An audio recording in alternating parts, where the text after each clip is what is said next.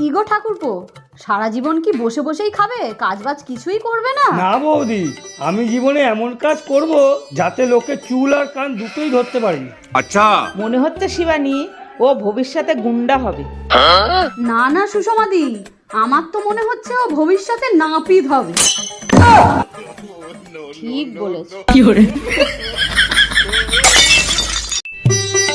এই শোনো, আমি বাজারে যাচ্ছি। আমিও যাব।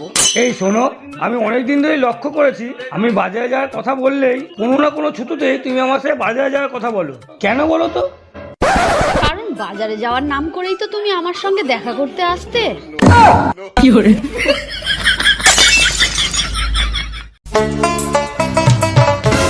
দেখ দেখ কেমন একা একা খাচ্ছে। যদি এসে বলে না মিষ্টি খাও, একদম নিবি না। ঠিক আছে, আমি নেব না। ও বৌদি, মিষ্টি খাবে? না না, খাবো না। তুমি খাবে নাকি? হ্যাঁ হ্যাঁ, কই দাও দাও। যে ক্ষতি আমার হলো তার দায় কে নেবে?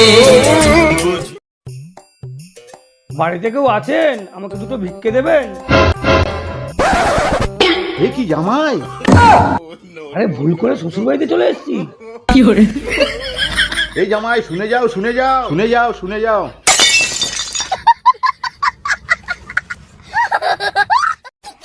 একটা 1 লিটারের রিফাইন তেলের প্যাকেট দিন তো। এই নিন। কত দাম? 130 টাকা বৌদি। আগে তো 100 টাকায় দিতেন। আগে দিতাম, এখন দেওয়া ছেড়ে দিয়েছি। ও আচ্ছা। ও বৌদি, টাকাটা তো দিয়ে যান। টাকা আগে দিতাম, এখন দেওয়া ছেড়ে দিয়েছি।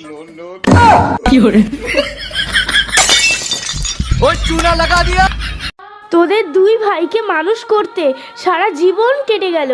কি দিনই আমি তোদের কোনো কিছুর অভাব রাখিনি, তারপরেও তোদের মন পেলাম না। বল আর কি লাগবে তোদের, বল।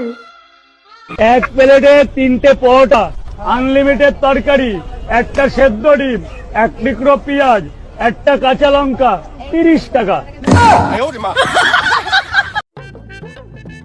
ওমা আসলাম। এই দাঁড়া, আজকে তো রেজাল্ট না? হ্যাঁ। এবারে যদি ফেল করেছিস তাহলে আমাকে তুই মা বলে আর কোনোদিন ডাকবি না। ধুৎ। A few moments later. এই শোন শোন, তোর রেজাল্টের কি হলো? এই শিবানী চক্রবর্তী, তুই তোর মা হবার যোগ্যতা হারিয়েছিস। আবার ফেল করেছে রে।